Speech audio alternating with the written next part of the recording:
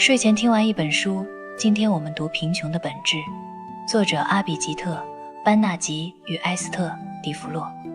有人说，人这一生最难的是看透苦难后，还能选择活着。你有没有想过，世界上最深的绝望，其实不在战争里，也不在巨大的灾难中，它藏在那些看似普通到不能再普通的日子里。早晨没有早餐，晚上没有灯光，孩子发烧没钱看病，明天和后天一样看不到尽头。有时候你会以为贫穷是一个数字问题，收入多少，花费多少，但贫穷的本质告诉你，真正把人困在原地的往往不是缺钱，而是被贫穷夺走了选择的力气。今天我想带你走进这本书，去看看贫困世界的真实样子，也去看看当一个人活在泥沼里，他如何努力抬起头，让自己不被命运吞没。你可能不知道，这本书的两位作者阿比吉特·班纳吉与埃斯特·迪弗洛，不是那种在办公室里写理论，只会看数据的学者。他们走过印度、肯尼亚、加纳、印尼的贫民窟，在烈日与灰尘里记录真实的人。他们和穷人坐在一起喝茶，听一个母亲讲她为什么宁愿买电视也不买营养餐。他们蹲在土地边，看农民为什么总是在雨季前借高利贷。他们看着一个孩子反复被寄希望，却再次陷入无奈。他们不是来评判的，而是用科学的方法一次次问，贫穷到底是什么？人的选择如何被限制，又怎样打破这种限制？这本书的出现就是为了回答这些问题。贫穷的本质并不是一个完整线性的故事，但你会在书里看到无数真实的人物，他们的命运像散落在世界各处的碎玻璃，在阳光下闪着刺眼的光。今天我想用一个普通穷人的一天，把这些碎片连成你能看见的故事。一、清晨，没有选择的选择。你醒来时，也许有2份早餐可挑，但一个赤贫家庭醒来，往往只有2个选项，吃很差的东西，或什么都不吃。一位印度的母亲这样说过，如果我今天把钱花在营养的东西上，我们明天就没有米了。你会觉得他不该这样，但贫穷让很多人永远处在只能解决眼前的状态。当一个人长期被饥饿追着跑，他不会有余力去想营养、教育长远计划，他只是在求生。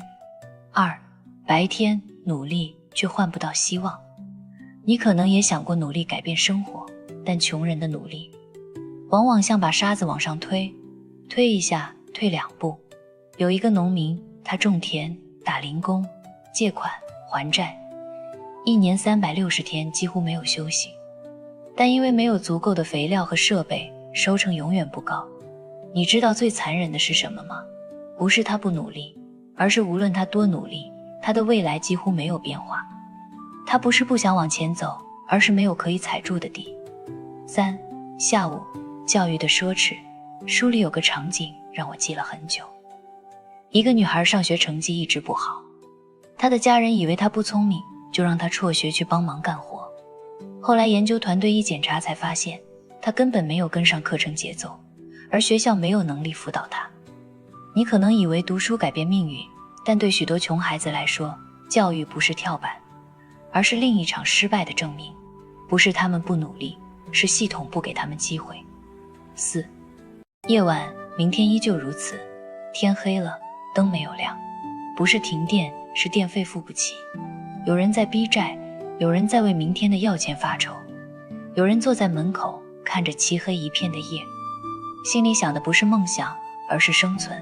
贫穷一天又一天，把人的勇气一点点磨掉，让你连振作都变成奢侈。书里有个瞬间，我相信你听完会沉默。研究团队走进一个偏远地区的村子，看到一个年轻的母亲，她坐在泥地上，怀里抱着一个瘦得不成样子的孩子。孩子已经好几天没吃上正经食物，医生说必须马上送去医院输液，但母亲只是低头不说话。作者问她为什么不去，她说了一句话：我知道该去，但我去不了，我连今天的路费都借不到了。那一刻，房间里所有人都沉默了。你会忽然明白，贫穷不是不努力，是连最基本的选择都被夺走了。那位母亲不是不爱孩子，是她被命运压得连站都站不起来。这本书让你第一次真正感受到，贫穷不是一种状态，而是一种牢笼。看到这里，你可能会问，那穷人就没有办法了吗？书告诉你一个残酷却真实的真相，穷人不是决策差，而是被环境逼得必须做错误的决策。当你每天都在为明天的饭发愁时，你不会去投资未来。当你知道努力也换不来回报时，你不会有动力改变。当一个选择的代价太高时，再正确的决定也做不下去。这就是贫穷的本质。但书里也告诉你另一个更重要的道理，解决贫穷不需要英雄般的牺牲，需要的是让选择重新变得可行。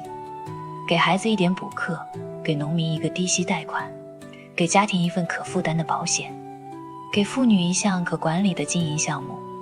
你会惊讶，只要选择重新回到人手里，命运的轨道就会轻轻偏一点点，而那一点点就是改变。作者希望我们明白，贫穷不是宿命，它是可以被理解、被拆解、被改变的。你会发现，贫穷的本质不是在教你同情穷人，也不是在告诉你努力就能成功的鸡汤，它是在提醒你，如果一个人被环境压到没有选择，他并不是失败的人，他只是被困住的人。